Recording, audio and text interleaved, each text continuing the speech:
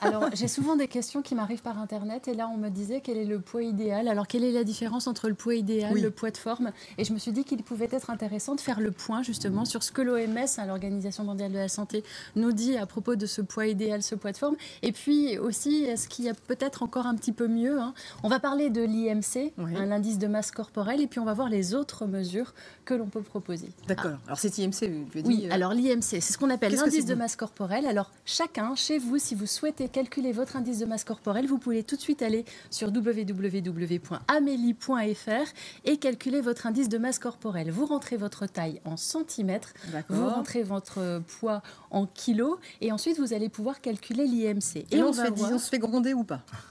Alors, je crois que justement, c'est là. Toujours gronder, de toute façon, quoi qu'il arrive. Toute la polémique de l'IMC est plutôt de se dire que c'est pas vraiment c'est simplement un indicateur.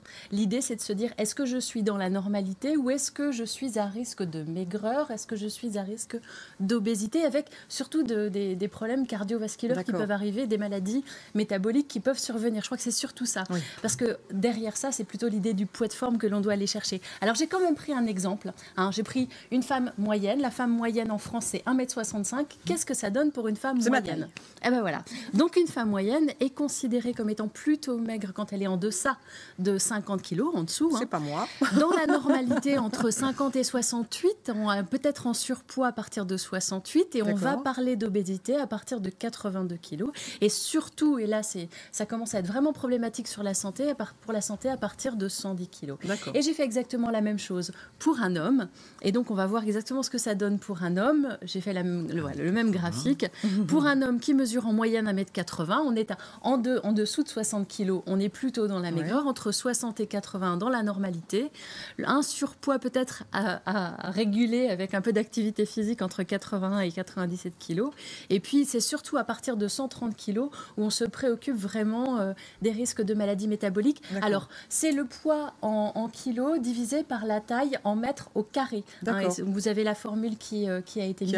Toujours, le médecin référent reste... Oui, parce que ce n'est pas forcément un indicateur qui vaut pour tout le monde. Absolument, absolument. Quand on prend le cas de Teddy Riner, justement, j'aimerais vous montrer Teddy Riner. Teddy Riner a un IMC de 33. Ça veut dire qu'il pourrait être considéré comme une personne obèse. Avez-vous... Voilà, pas trop. Donc, on voit bien que le problème de l'IMC, c'est qu'il prend un rapport de poids et de taille sans tenir compte de la masse musculaire, sans tenir compte de l'ossature qui peut être plus ou moins légère.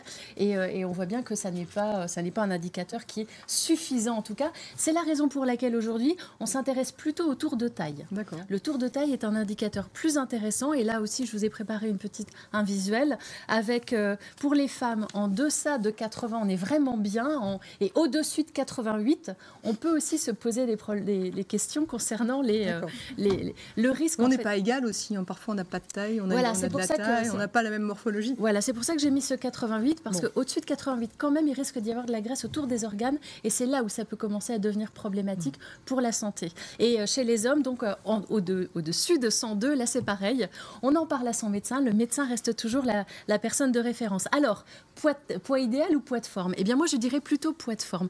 Comment le savoir? Eh bien souvent, on va prendre comme poids de référence le poids que vous avez réussi, le poids le plus bas, que vous avez réussi à conserver sans faire de régime le plus longtemps possible. Et celui-ci, eh bien, c'est le poids, vous ne faisiez pas de régime, vous vous sentiez bien, c'était le plus bas, et c'est probablement le poids auquel vous pourrez revenir le plus facilement, encore une fois, à l'aide peut-être d'un professionnel, parlez-en votre médecin. Parce que si on souhaitait avoir à nouveau le poids de ses 20 ans, est-ce que c'est possible? Le poids de ses 20 ans, c'est pas forcément... Je me rappelle de mes 20 ans et de mon poids. Oui, mais peut-être qu'on faisait plein de régimes à ce moment-là, que c'était pas forcément le poids de forme. Le poids de ses 20 ans, c'est pas forcément le bon poids. Et donc, on parle plutôt de ce fameux poids qu'on a réussi à tenir le plus longtemps possible, dans lequel on se sentait bien, et c'est ça qui compte finalement. C'est ça qui compte. Eh bien, écoute, merci, ça nous rassure.